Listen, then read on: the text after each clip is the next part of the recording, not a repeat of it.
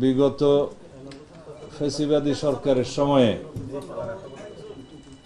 যে সমস্ত আগ্নেয়াস্ত্রের licence issue করা হয়েছে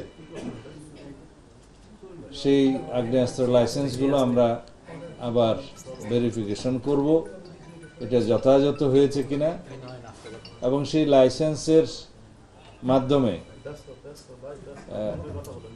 প্রায় সব লাইসেন্সের অধীনে হয়তো অস্ত্র ক্রয় করা হয়েছে। এমনও আছে কিছু কিছু লাইসেন্সই আছে হয়তো অস্ত্র ক্রয় করেনি, সেরকম সংখ্যা কিছু থাকতে পারে।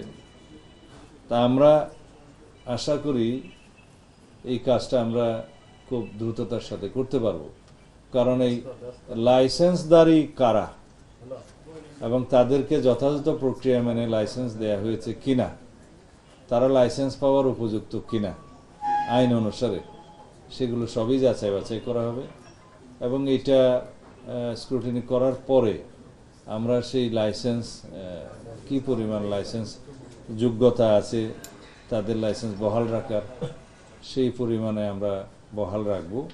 আর যেগুলো দেখা যাবে পরীক্ষা নিরীক্ষা করে যে তাদের লাইসেন্স দেওয়াটা ঠিক হয় নাই, যথাযথ প্রক্রিয়া অনুসরণ করে নাই, রাজনৈতিক উদ্দেশ্যে বা বিভিন্ন অপরাধমূলক কর্মকাণ্ড করার উদ্দেশ্যে হয়তো অন্যভাবে তারা লাইসেন্স পেয়েছে রাজনৈতিক বিবেচনায়, সেই বিবেচনা যারা পেয়েছে সেগুলো বাতিল করা হবে এবং একই সাথে সেই লাইসেন্সের অধীনে অস্ত্র থাকলে সেটাও বাজেয়াপ্ত হবে, অ্যামুনিশন সহ।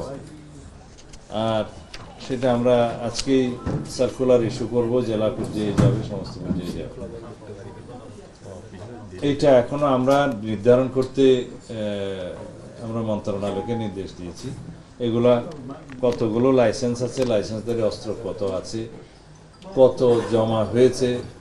ইন্টারিম গভর্নমেন্টের সময় একটা আদেশ দিয়েছিল, সেই আদেশের সময় দেখা গেছে যে বৈধ লাইসেন্সধারী অস্ত্রের মধ্যে আমার জানা মতে প্রায় 10,000-এরও বেশি অস্ত্র জমা হয়নি। তো এটা আইনানুগভাবে অবৈধ হয়ে গিয়েছে, সেগুলো উদ্ধারের ব্যবস্থা করতে হবে এবং সেই ব্যাপারে মামলাও করা যেতে পারে।